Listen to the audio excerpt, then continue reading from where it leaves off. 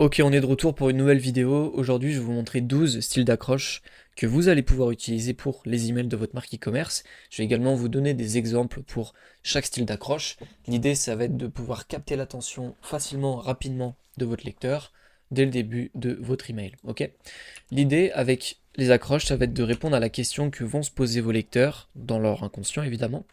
Pourquoi je devrais lire cet email? Qu'est-ce que j'ai à y gagner? L'accroche répond à cette question, d'accord, tout simplement. Donc vous devez être en capacité avec votre accroche de répondre à cette question pour capter l'attention et faire en sorte que votre lecteur continue à lire votre email, ok? On est parti pour les accroches.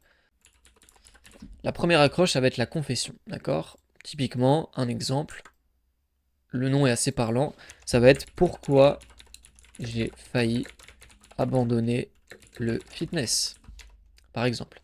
Ce qui est bien aussi avec les confessions, c'est que vous montrez à votre audience que vous êtes humain, que vous êtes vulnérable, comme tout le monde, et ça rajoute de la crédibilité. D'accord? Donc, première accroche, la confession. Ensuite, deuxième accroche, ça va être classique, le secret. Le secret, par exemple, ça va être tout bête, typiquement, le rituel de 3 minutes pour avoir des abdos rapidement. Voilà. On met la notion de secret, le petit rituel de 3 minutes, donc c'est quelque chose de facile pour obtenir des résultats. Enfin, le rêve, c'est d'avoir des abdos rapidement. On a des résultats rapides, d'accord? Donc ça, c'est le secret. Ensuite, accroche numéro 3, ça va être la faveur. La faveur, ça va être typiquement, comme son nom l'indique, euh, j'ai quelque chose à te demander. Et là, après, vous pouvez par exemple continuer avec j'ai quelque chose à te demander. Est-ce que tu voudrais tester ce nouveau programme, ce nouveau produit gratuitement, par exemple? Ça peut être une idée d'accroche à tester. Ok, la quatrième accroche, ça va être le problème slash frustration. Typiquement, on va mettre une phrase que l'audience connaît très bien, un problème qu'elle connaît très bien. Typiquement, si vous en avez marre des régimes, lisez ça. Voilà. Le problème, c'est qu'elle veut perdre du poids. Sa frustration, c'est qu'elle en a marre des régimes. Donc, lis ça. Concrètement, elle va le lire. A priori. Hop. La cinquième accroche. La cinquième accroche, ça va être la récompense. D'accord? La récompense, ça va être, par exemple, à la fin de cet email, hop, à la fin de cet email, vous saurez comment obtenir, je sais pas, des gros bras. Voilà, si vous faites du fitness par exemple. Ok, à la fin de cet email, vous saurez comment avoir des gros bras. Cet email, c'est un email, hop. Voilà, ça c'est la récompense, ok. Hop, je vais me décaler là. Ensuite, l'accroche numéro 6, ça va être la preuve sociale, d'accord? Preuve sociale. Typiquement, 438 personnes ont déjà récupéré ce nouveau plan de nutrition. Nutrition, ok? Donc là, vous introduisez le fait que il y a pas mal de gens qui ont déjà reçu ou vu ce dont vous allez parler. Ça ajoute de la preuve sociale, tout simplement. Ok, septième accroche.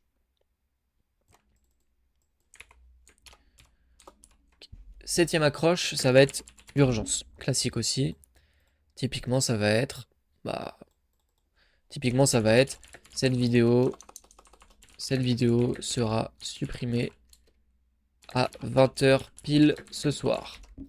On introduit de l'urgence de cette façon. Classique aussi.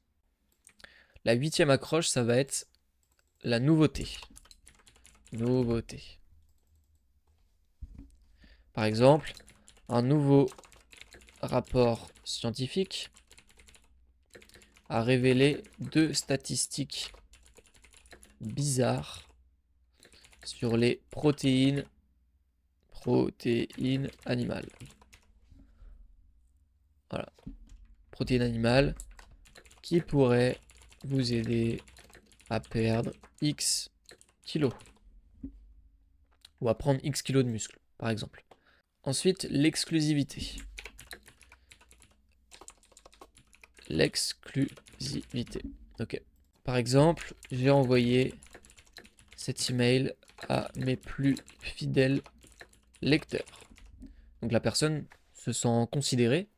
On ajoute de l'exclusivité, parce que du coup, on a envoyé cet email seulement à une poignée de personnes, dont eux, les plus fidèles lecteurs, sentiment communautaire également. L'accroche numéro 10, ça va être les faits intéressants. Un fait intéressant, ça va être par exemple la morphologie parfaite pour courir un marathon. C'est un fait intéressant, la personne peut ouvrir l'email grâce à ça. Ok. Ok, les deux dernières accroches, ça va être, hop, en 10, non, 11, pardon, les célébrités. Les célébrités, qui est un sujet qui intéresse pas mal les gens, sinon la presse ne marcherait pas aussi bien. Ok. Typiquement, le avant, après de Mbappé. Mbappé que j'embrasse, si tu passes par là. Le avant-après de Mbappé est choquant, je révèle son plan d'entraînement aujourd'hui. Par exemple. On utilise le truc de Mbappé qui est un sportif. Là, on est sur une niche sport, fitness, santé, etc. Donc ça, c'est une accroche qui peut être pertinente selon le type de public. Ok.